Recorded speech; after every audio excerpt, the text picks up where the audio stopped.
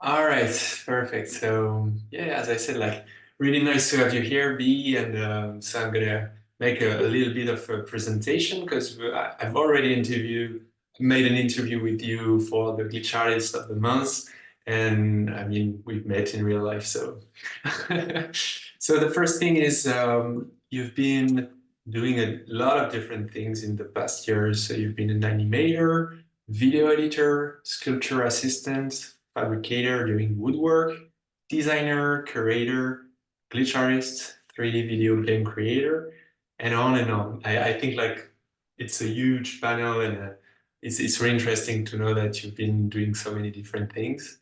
And one of the reason I really know you more personally is because like you've been involved in the Glitch Artist Collective for many years now, and like what's really interesting to me is that you kind of put me inside of the curation thing, by doing glitch art shows and doing also the curation on the Instagram. So I really Mhm. look up to you when it comes to curation, and it's kind of a way for me to give this back to you as well. Yes, And yeah, I guess like I have a lot of different questions, of course, but for the purpose of the Chrono Glitch exhibition, we kind of imagine different groups of glitch artists, and the one that I think you're in is most like is more of like the early glitch artist collective artists. Uh, hmm and I guess like the first question could be like, do you have what was the landscape at the time when you started to do glitch inside of the glitch artist collective? So that was about 2014 when I entered, and the Facebook had already actually been pretty active for a couple years. So you had Roz and Wooter, you had people like Pure Honey, and Casper got in a little bit before me as well. Um, and that time was actually kind of, especially looking back at it now, was a bit of a bubble, in that social media was still fairly new. Mhm. Um, and you had I do talk about them in waves, and I like talking about the different glitch generations kind of in waves because it creates the cyclical feeling, and also that like a new influence is what made that wave. And for us, it definitely was social media. Um, but the landscape was uh, interesting because I think at this point, at least for those of us who have been in it at even just a couple years, there's a much different understanding of glitch. The question at that time was always like, is this glitch? A lot of people are arguing between what is glitch versus what is glitch art. Um, and especially when I've talked about this before, when I had first came on the scene, there was a big personification of glitch that was happening, which I do think is because of social media and people just kind of connecting it with themselves personally and with their lives and with scenarios. But yeah, it was a little I think more spicy than it is today. And I think that that has a lot to do with early internet behaviors, especially as like an admin, um, what's the other word? Moderator. Mhm. We had to definitely watch it a lot more, but it was also because it was a lot more active. Like we still have almost 100,000 followers, but at least at that point, Facebook was a really big place. And now I think Instagram and other places are coming, but we're actually, I think, the biggest difference between then and now in terms of social media and interacting with Glitch is that there was more of a unification then, and we're dealing with like a fracturization Mhm. now.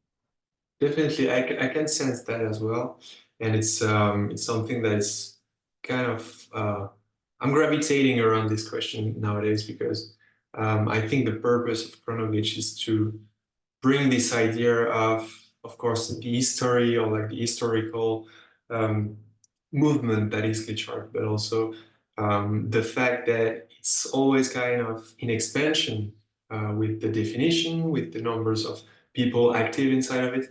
And it's not specifically happening, as you said, on Facebook now, but it's happening in so many different places where, even the aesthetic or the concepts about glitch art are really different. Like people Hmm. try to, they have singular places to put their singular version of glitch art somewhere else. And it's kind of difficult to sometimes connect all these people together.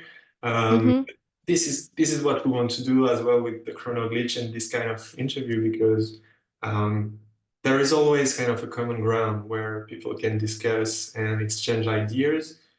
And I get the feeling that even before the Glitch Artist Collective, some of the pioneers, the people that came before us, they they kind of had the feeling that it was always something really splitted. Like you could have just a lot of different versions of glitch.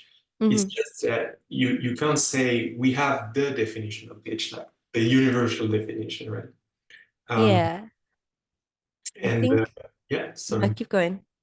And yeah, I think like in that term, it's something where, as I see it, I wasn't there at the beginning of the gag, for example, but Mhm. as I see it, it went from something really niche, intimate, with a lot of people like trying to find the rules, trying to find the way of moderating, the way of keeping the thing going in the right terms into something that just exploded and went from maybe counterculture into culture itself. It's kind of invasive in a way, the glitch art aesthetic and also concept, because it's kind of, I don't know, you can see glitch art, even if it's in a superficial way, you can see it pretty much everywhere nowadays. And it's something that, um, as a creator, I think I need to take in consideration at least. I know it's going in a lot of different places, so even the creation of glitch art has to change with that idea. I don't know how you feel about that. Is it a feeling that you share or? I think that that is the nature of glitch. And if somebody actually, I don't want to say understands it more or whatever, but I don't think it's a problem to want to hold on to your own little part of it and you curate within that and do that. That's fine. But glitch in itself as a phenomena, to try to hold it to any one thing seems, I mean, entirely illogical, especially as systems change, because glitch, even though it has now become a culture, it has now become an emotion, it is now an aesthetic that we paint with often. Um, it's still derived from interacting with digital systems. So as those change, so too will glitch, because the aesthetic will also change. Hopefully, if anybody created new file formats or something, they're going to glitch in a particular way. Mhm. But definitely, um, I feel like because how GAC started and because it was like a group forum, that even we had to change a lot of our approaches. But in the initial, we had so many people trying to be involved who were painting or who were just doing something that very much may not even be in the scene at all. And it's hard to put those boundaries because we're saying like, oh, it can be everything, but at the same time, it also cannot. So when you're in a group forum, you kind of have to be somewhat of a gatekeeper Mhm. just to keep it on track, to keep it from being spam or just completely off topic. Mhm. That's just the nature of that beast. And I think at first we were much more aggressive. And then before people really let up, Photoshop was a huge thing of like, do we let displacement maps? Is that glitch enough? Or is using apps when apps on phones started becoming like, we're already so far past that. Mhm. But that was a thing. Like, is using apps? And people were like, well, what about using scripts? And then it was like, well, you should make your own and whatever. Yeah. So we even expanded that. I think Before us was a lot of stuff actually in Chicago where I used to live. Um, Stuff with like John Cates and Nick Breeze. And I know John Cates had actually like he was the one who kind of like reached out to all of these people to put on the show, like Rosa Menkman and Ant and all these people. Because even though it's niche, I think because it's niche, there were people doing it all over the world, and they were very excited about finding out about that. And glitch, even to them, was different Mm, than it is now. And TBH, I still feel like a lot of glitch at that time, some of the artists of that time are more, I dare say, like modernist in thinking. And what I mean to say by that is this idea that glitch is like something that exists on its own mm, rather than being interpreted by us. And that's like more of a kind of a modernist thing. And since I'm bringing up modernism, I think it's really funny that glitch is everywhere, but it's not like surrealism or cubism. Like people know those things, but still, you say like glitch art, and most people are going to be like, "What?" mm. And then you Yeah, have to bring up like an ad campaign, and they're like, "Oh yeah, I've seen that. I don't really know what it is." yeah. That's true. That's true. It's really interesting because um, in a glitch artist life, you have to explain that a lot to people that really don't do glitch art. And it's kind of always the same. They have connection with that through sometimes mostly it's video games, but sometimes it's like streaming or video platforms because video can be tricky. And there are a lot of glitches, but you know what kind of system, like the blue screen of death, for example. People do have the experience of the glitch, but usually it feels like it's kind of outside of them. It's not something, the system isn't working. They don't really get what's happening. It's kind of a closed window for them. It's not something that Mhm. opens to new possibilities, opens to new creation. Um, but yeah, it's always the way I kind of start to explain that. Like, do you know that term? Do you know glitch? And then they try to find something, and they really don't picture the error as a way to, like this kind of error as a way to create most of the time. That's Um, funny. You can be like, "Do you know that what is it? Ariana Grande music video?" Have you seen that? They'll be like, "Yeah," and you'll be like, "What?" well, glitch The glitz, and I can talk to you more about it if you want. Yeah, definitely. And also, I think that what I think, like the even the way I curate, like you said, it's you can see glitch everywhere, but it shouldn't be everywhere. And as a curator, you need to kind of be picky about that. And I'm always trying to, bypass the definition or try to find links that are really far from the first definition of glitch art. Um, but mostly when I think about glitch and the way it's been, By uh, definition, you just mean like artistic display kind of definition. yeah, or Okay. it depends. Like sometimes it's about the feeling that it could be inspiring for glitch artists to see this video or to see this Yeah. his work. It's just like there is a feeling of something is going wrong or it's not the right way of doing things. And Hmm. it's pretty singular in the way it's presented. Like singularity is something that I'm looking for when I think about the work of glitch artists that I curate. Um, Hmm.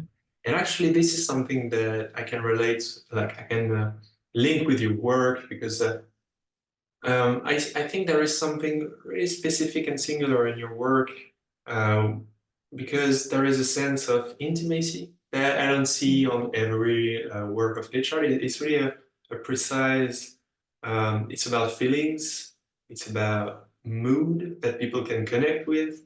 And I think this has always been kind of singular in the way people use glitch. Usually, people can be amazed by the amount of data that you can corrupt. They want to do a lot of different things. And what I find really interesting in your work is that you're focused on really, yeah, I would say something intimate. And I think people connect to that because they find themselves also in the noise of the technology, they use technology, but sometimes you get these moments of introspection, these moments of like you're on your own. It can be also being bored. I don't know if it's related with your work, but being bored is something that we forget sometimes. There are so many Yeah, things going on. I don't know yeah. what you think about my description of your work. I think it goes in line. Yeah, definitely. Because usually I even start when I usually like to express feelings, and I started even making the glitch animations from a moment of like very chaotic feelings, and that makes sense since I came in during that time of high personification, which I think people do anyways now. Humans love to do that anyways. You see like a rock, and you're like, how can I relate this to being a human? But like we love to do it. But yeah, I definitely um I came up in that time, so I have a very more like intimate relationship too. I think with technology also that I think that's also generational in that I'm like as my age, I'm about to be 32. I am a millennial, so I got to see, like I started with floppies in school, and then got to see like a progression. So I have a different relationship with technology, and so a lot of my work, I think, revolves on that relationship. Mhm. And I think that happens with a lot of people, especially Glitch and anybody who is like a new media artist, because Mhm. you're creating, at least I think that you see that different tune where somebody has more of a relationship with the technology that they're creating with versus somebody who is using the tools. And that I'm not putting a hierarchy Yeah, here. I'm just saying that usually you can feel a distinction, and that's it. It's just different. yeah, yeah, yeah. And yeah, what are your inspiration when it comes to um, this kind of intimate moment? Do you have other artists in mind, or is it really something that's happening between yourself and the technology? Just I think when it comes with like other artists, it'll be like again feelings, or sometimes I'll focus on like a particular glitch technique or glitch tutorial, not tutorial, like tool. Mhm, Like I use tomato a lot, Casper's script. Um, and then I try to relate myself to the tool. mhm, And what kind of feeling, like what when I see data mosh, what is that feeling? And then I try to amplify that. And usually I think of mundane things. yeah, Like I have one where someone's just banging their head against a wall, and that feels very glitchy to me, that feelings. yeah, Or just that moment of like all of a sudden, I don't know, hyper realism when you're just mhm, sitting in a room and everything just becomes too real. Like that's a very glitchy feeling yeah, to me. So it is very visceral, yeah. at least those animations. And I do kind of reserve those animations to express that.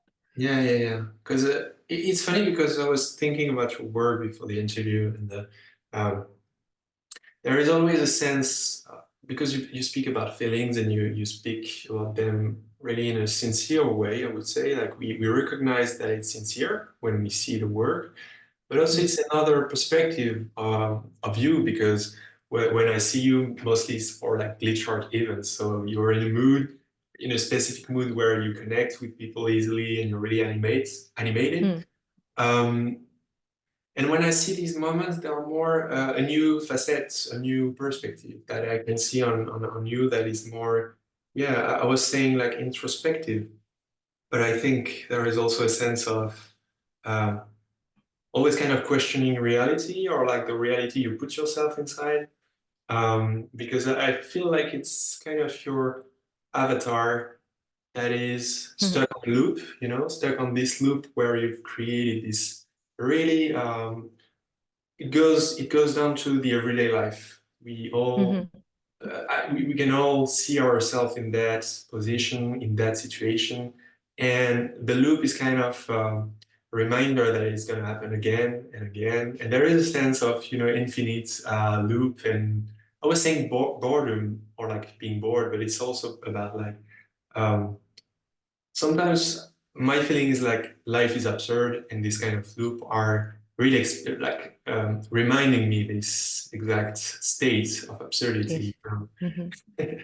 Hmm. So it's really my interpretation of your work, but I feel this connection with my work as well. Like when I had the time to question things really for a long time, they tend to be absurd. As you said, like sometimes it's hyper realism, like things maybe too realistic or too but it doesn't feel logical in a way. It's kind of absurd that Mm. things are this way. And so I really connect with your work this way. I don't know if it's Well, the something. looping thing too would be because Tumblr was also a big thing. That's where Yeah. like literally kind of first started getting passed around a lot more, at least on the social media.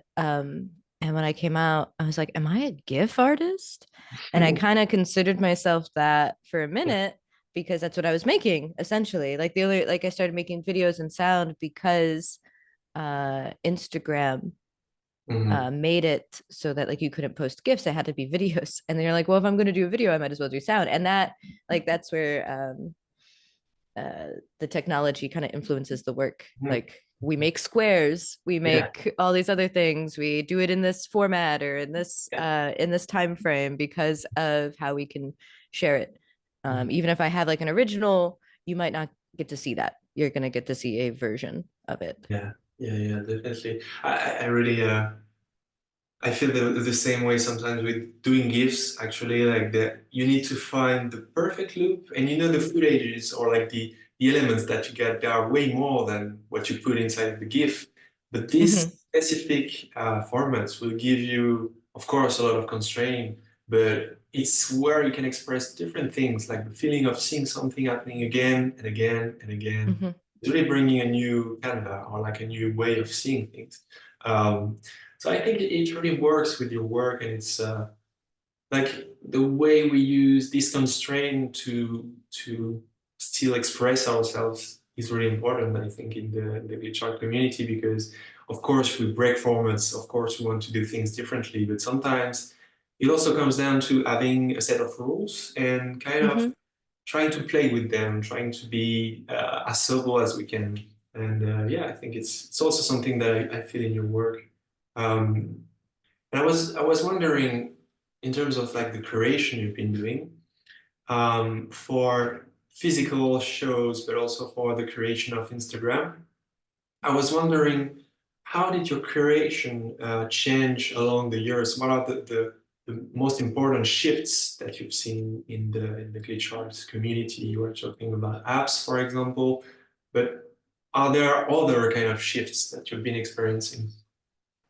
Um, so usually when I curated, at least on Instagram, I would usually try to find um things that stood out, but you know, that's kind of hard. And also you don't want it just to like, oh, because it's different, like a different how and what does it do? Like what's the effect?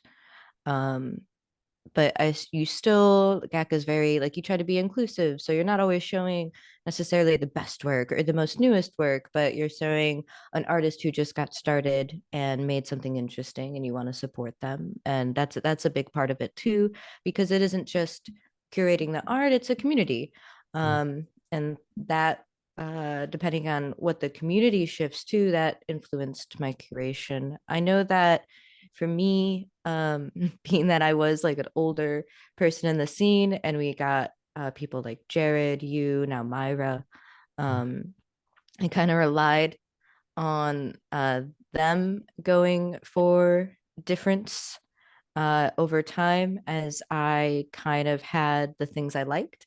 Mhm. And even though I wanted to push those boundaries, usually especially like with installations, I liked going for those more because you saw a lot more glitchiness in those. Mhm. And I love realm shifting between like analog and digital and communications. Though I definitely have a soft spot for interesting analog. And I feel bad that that's like, it's not just VJ stuff, like you're doing something additional. It's not just like the polygon esque Mhm. thing. Like it's really easy when something's been going on for a long time, like analog glitch, and has like an aesthetic to um well, I say it's easy, but it's hard. So it's hard to stand out, but when somebody does, it's easy to see them. Yeah, yeah. Um, and so yeah, of course you look for moments like that. But I think as I started getting more theory heavy in glitch, I started just kind of gravitating to weirder glitch also, or things that um, definitely fit in the vein, but again, maybe pushed the boundaries just because it's otherwise it gets stagnant. Like I Yeah. started getting it's also kind of like why I wanted to step down from curation too, is that I noticed I curated a lot of the same things.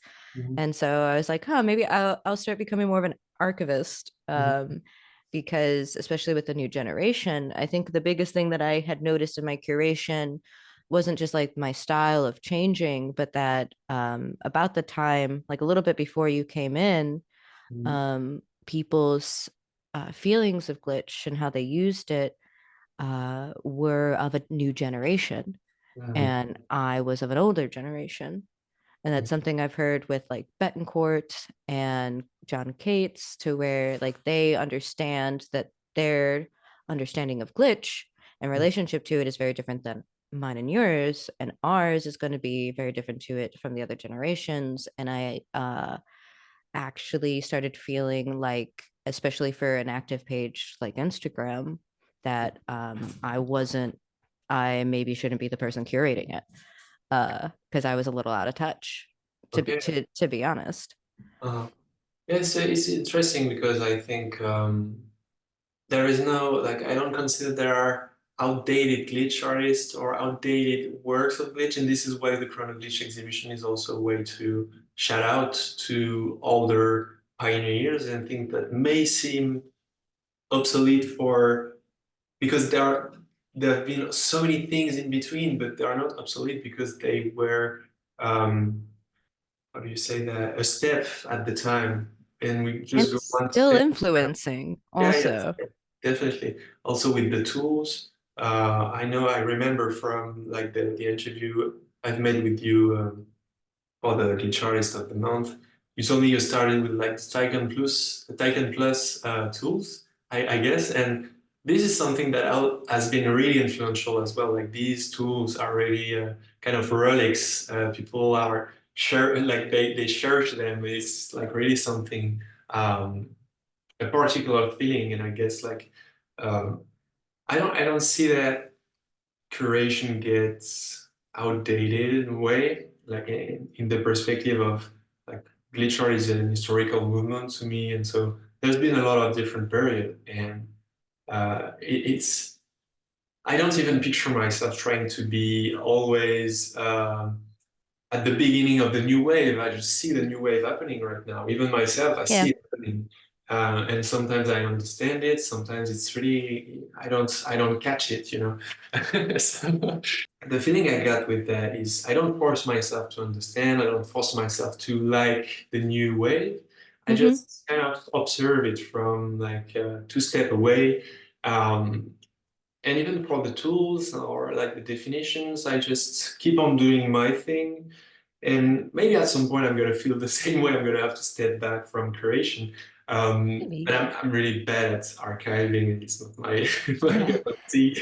So I don't know. But in any case, like I think this is why I wanted to do interviews for the Chrono Glitch exhibition. So because it really relies on interpersonal relation that people have, and it's creating the movement. It's creating like the sensation that we are moving towards something else. And even though you can feel that you're outside of the new wave conversation, it doesn't mean that your conversation is over and we need to pass Yeah. to the next, right? Well, Um, I think sometimes like I also always felt like hard on myself too, because for us who have been in it for so many years, it's still new to so many people. yeah. Like so we have all this wealth of knowledge or whatever, and all these influences that still influence us, that of course Mhm. influence others simply because of how chain reactions work. Yeah. But it's hard for me. Like I had to keep reminding myself that sometimes too is just like, oh, this might seem because I started doing the posts of history and Mhm. events and stuff Yeah. of just saying, hey, this thing is happening. And I also did that in a way so people would communicate with us and be like, this also happened, and you get to learn more about other things. But yeah, it's just yeah, things keep going and you're like, I'm still just trying to catch my wave, but but all right, let's go. Like Yeah, yeah, we're yeah, I guess so. swimming around. Yeah, definitely. And also I think it's I feel like it's going way like it's a great feeling to know that it goes beyond our own interpretation, it goes beyond our own creation or like way of perceiving literature. It can be seen as something overwhelming, like, okay, I need to create, there's so many things going on, I can't keep up with the new thing. But also you can think of it as you're still following the things that you believe are true in terms of creation, in terms of like what's singular for me or for you, what is you know, what makes a difference or what's stand out from the from things that you've already seen. And we just have to compose with these different generation, I think. Like the way I perceive curation right now is I don't have all the answers, but I can find people that have like Their also own. singular version of what is glitch, you know? You were speaking about Myra, for example. I love to work with Myra because she's really into um, finding the right rules to create, like what Hmm. is glitch and what isn't glitch, but in the new generation. So it's really interesting to have this conversation as well. What do you pick? What do you want to see or create? And yeah, I guess it needs to be experimental even for the exhibition that you want to do. Um, One of the questions that I have with different artists just coming and asking question about the exhibition is that it's gonna be impossible to please everyone and to have Oh yeah. something, you know, the universal format again. So we need to make our own mistakes. We need to do things wrong at some point. Even historically, like so that people come at us and say, like, there's something missing. Maybe I'm not in the exhibition or this guy, or I don't know. But we need Yeah. that going on. Well, and that's also taking, like all of this and trying to put it into the real world, at least in exhibitions. And I do think that's important. It doesn't have to. Like, I'm going to do an exhibition later this year, and I Mhm, was going to try to get a bunch of people here, and that'd still be cool. But I'm actually going to try to focus on virtual mhm, and IRL and try to bridge, like, how can you make a exhibition more, not necessarily fluid, but like that the online people feel more included because we have so many online people too. And also yeah. when I'm curating, I think it's usually I'm looking for like an evocation of something provocative or whatever. And that's going to be like I'll try to switch different personalities. So like Okay. today I'm really tech focused and I'm really like interested in the tech, and other times I'm really code focused and I want to make sure that the people who are interested in that way get their fix. And that just like Okay. kind of changes. And same with like apps. Like I want to be respect like because there's so many different techniques, and that's also where it's hard is like I'm focused so much on techniques, and then I also try to be like on the emotion, Yeah. um and then try to fill in the gaps of whatever those are. Yeah, it's a good way of doing this. I feel like it's also something that you may live in your own life. Like sometimes you need to be focused on something. Kind of a splitted way of living to be an artist. Like it's not only creating, it's also like the creation, the communication. Sometimes looking into technical stuff, looking into the theories, meeting people, doing exhibition. Is so many things Oh yeah, we that. haven't even talked about writing. Yeah, yeah, I mean, yeah. that's a different animal, but it's still a part of all of this and absolutely Mm. influences all of Yeah. this. Exactly, So exactly. I love this idea of also, like you said, finding a way to do virtual exhibition as a way to connect with online people, because it's one of the concerns that I got from, like the physical exhibition. It's super cool. I love to meet the people, is really great, but sometimes people can't go there or they don't feel that they should be there because they don't know like really the people personally or Well, you have all the personal IRL yeah. influences and potential issues. Mhm.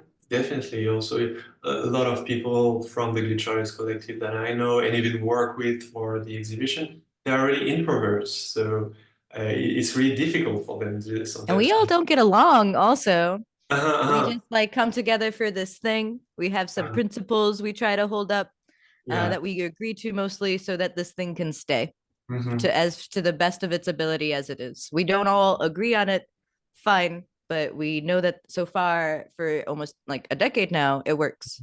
Yeah, yeah, yeah, definitely. This is a huge success, I guess, like because I mean, like it's so difficult to keep a conversation going on the internet with people and connect really and have some Oh. like new things to share, new ideas and everything. And it really comes down. I love also to look up to the glitch artist collective pioneers, let's put it like that, for the ethical part, because I think it's really important into like in the way the community grew and in the way people connect together, like as you say, to be inclusive, also to be aware of differences between people, but like to keep that thing going with a set of kind of rules and like some lines that you don't cross.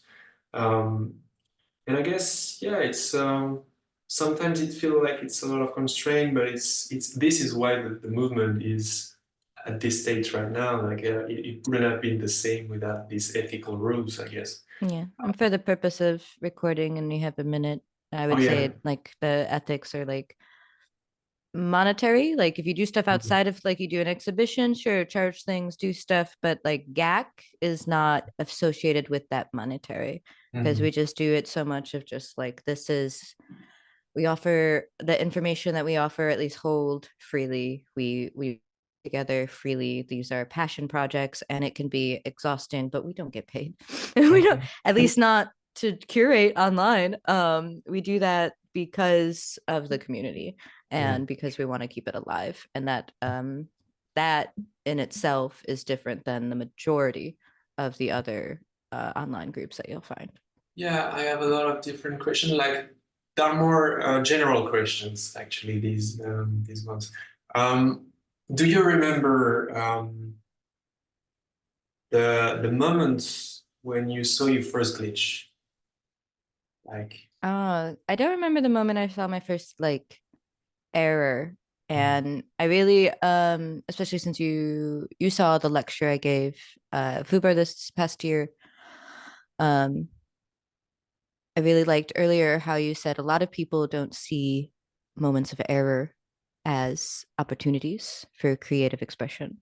And yeah. that's actually my and like a huge part of my thesis Mhm. is talking about rules and expectations and how it's not just the designers but also the players Mhm. because those moments I use speedrunners Mhm. as my thing is that those people saw those moments as creative expression or at least agency and they took out and they exploited it. They took advantage of it. Um, I don't think I saw that for a very long time, but I do remember the first time I saw like glitch visuals, and that was which is kind of cool that I can remember. But Bohemian Cemetery in Chicago, they do performances, and I was there to see Wreckmeister and Harmonies, which is a duo who gets a bunch of different people from different bands together and like orchestrates them. So you have like a doom metal singer, you have like a heavy synthesized guy, and then you have like this string orchestra, and he's doing all this stuff. And then there's just this one guy in the mausoleum doing the visuals, cascading all over them, and it's chaotic. Okay. I've never seen visuals like this before, and that person I went and introduced myself to and was Yeah. like, what is this? And they are brown shoes only. They're over in Portland. We are now friends. Okay. Um, and they were using they work with LZX Is it X? uh industries. Okay. They actually helped make the boxes. I don't know if they had tachyons, but because of them, because they were using modular Yeah, things, which I'm like, what? What is this box? sure. I found about tachyons plus. Yeah, okay. And then actually, uh, he had Al Bemoth had actually shared one of the animations I had made with one of Yeah. his boxes. So that's a connection. Another wonderful thing of glitch community is like, what are you doing? Oh, you want to be friends? And actually, Brown Shoes Only is friends with somebody I met separately and then found out they were friends, BPMC, Drew Okay. Popper, also creating glitch boxes. But sorry, I'm just rambling now. But yeah, I was at a metal show in a cemetery when I first saw glitch stuff, and was and then I bought a tachyons and sat on it for a year Yeah. before I actually did anything with it. I didn't know what to do with it. I was just like, I have this thing. I was just doing like putting in VHS tapes and doing that, but like I didn't feel like I was really making stuff with it yet. I was just having fun. It was just a toy Mhm. at that time. Mhm. Yeah, yeah, yeah. And it's a great notion to speak also about joy and having fun because it's kind of a thing that you can share with each artist instantly also when specifically with analog, I guess. Like I don't do much analog, but when I see analog artists meeting, it's kind of the way they connect with the tools and ask, what is that? How does it work? It's just like about having a lot of fun Mm-hmm. connecting dots and doing things differently. And I think this notion is something that is it's pretty it's kind of it's a lot of freedom to be able to say that about creation because when you think about more institutional or like gallery uh, usually there is like the notion of fun is kind of always on the side. It's not like it should be serious in a way. It should be something more um, how to put that. It should be something more conceptual. Professional, Yeah, yeah, also. almost Or white gallery. I yeah, think yeah, is a exactly. fine way to describe it. Yeah, yeah, exactly, exactly. It needs to be all clean and all. And I guess it's kind of one thing that made me step away from that word. And what was really attracting in the glitch art community to me was the sense of community itself, the sense of like sharing the tools. Um, and I don't remember what I wanted to say with that, but just like the differences between like those two words are really like it's really hard to picture an exhibition of glitch art inside of these kind of spaces, whereas just doing workshop tutorials and drinking beers and getting friends like in a festival, it's more related. Yeah. Well, it's also, I mean, most of the shows we've done have been mm, like we're putting them together. Hmm. So it's different. I have seen people's glitch arts in important galleries, and of course, the scene, like the environmental context completely changes the interpretation of Hmm. that work rather than being in a hack lab Yeah. smoking and working and soldering things like uh completely different feeling there. Yeah, I had a question like it's not really related to that, but since you're working on video games, I don't know if you're finished with the studies and everything. I got a year left. I'm on my thesis right now. Okay, okay. So do you do you have plans to like where do you put the glitches inside of your work of a video game creator? Do you have a different understanding of, as you said, the setting the rules or the instruction inside of the game? How do you want maybe to make a change in that matter? So this is sorry. Well, anybody who ever does a thesis will know everything is your thesis when you're doing your thesis. But it just does relate. Because so my thesis really revolves around that idea of interpretation of rules, and I actually started writing about it more because when I wanted to make games that weren't necessarily sandbox to where a Yeah. person can do whatever they want, Mm, um but like how do you still give them agency? And when I start looking more into that, and especially I go to scad, which is very industry forward, which for somebody like me is good because I'm not industry forward thinker or business mm, thinker, but I started noticing just like a huge influence of like cybernetics. I talk about that a lot. And what I mean to say that is primarily feedback loops. So Okay. you have these rules, these expectations that you're trying to get the player to abide by. Mhm. But that I think really doesn't consider play, like play at that level has already become something heavily categorized Mhm. and piecemealed, where creation and play really is at the heart of video games and gaming in itself. Mhm. So and how I try to implement that right now is through theory, and that I'm just trying to go through and talk about influences like Homo Ludens, which is Johann Huizinga, and he talks about play as a cultural thing and as play as something that um, is not like like it can be a part of culture, but play is so much more. Civilizations have been built around play Okay. because of what it affords us. But also Foucault and the idea of discipline and punish, and the idea that anybody who is making the rules needs to be weary of being an oppressor. Mhm. And I think that all of this, I mean, I use video game glitches, obviously, speedrunning, I talked about that. But all of this is so related to glitch Mhm. in my mind, because especially, again, that idea of they didn't notice that error was an opportunity. It's Mhm. not always, but if it's not destructive in that you're not locked out of engaging. Yeah. And I think when I do start making games, that'll be, well, more games, that'll be something I focus on is like trying to get players to not just because players have expectations of a game as well.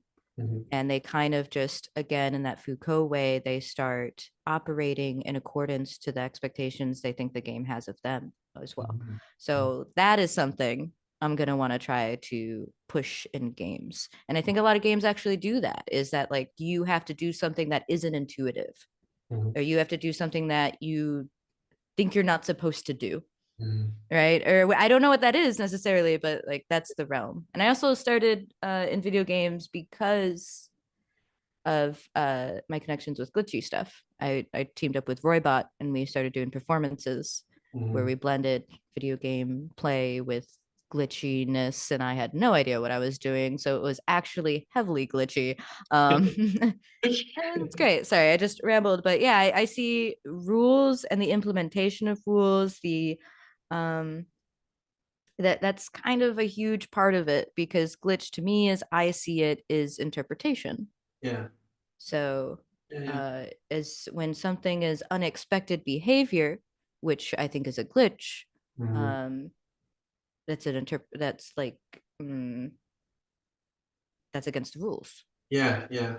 I understand that, but also I link it to something else. Maybe it's just an idea, but like when there is a field of, emergence theory Mm-hmm. where you put a set of rules and you can just interpret what's going to happen, but there are always things that are out of the primary rules, but really emerging kind of out of nowhere. It's unexpected behavior. When you look at them closely, you're just like, oh, okay, I understand why it's happening from the set, like the primary set of rules. But sometimes it's not even against the rules. It's just another layer of the rules, you know? As you said, Mm-hmm. the speed runners, for example, the rules is to finish the game. Like the primary rule is to kind of win, Mm. or like reach that point where you get the credits. And they think about that. It's the same rules, but they use the glitch to go further and to be faster and to be like on a competitive idea. But they use so many different kinds of things. I think it's a really great example of that, like emergence I behavior. like that. You said that they introduce another set of rules. They do, Mhm. really. Like you have to beat the game the fastest. Is like that's the rule already. So, but the emergent behavior was finding out that if you jump backwards in Zelda, that you go way faster.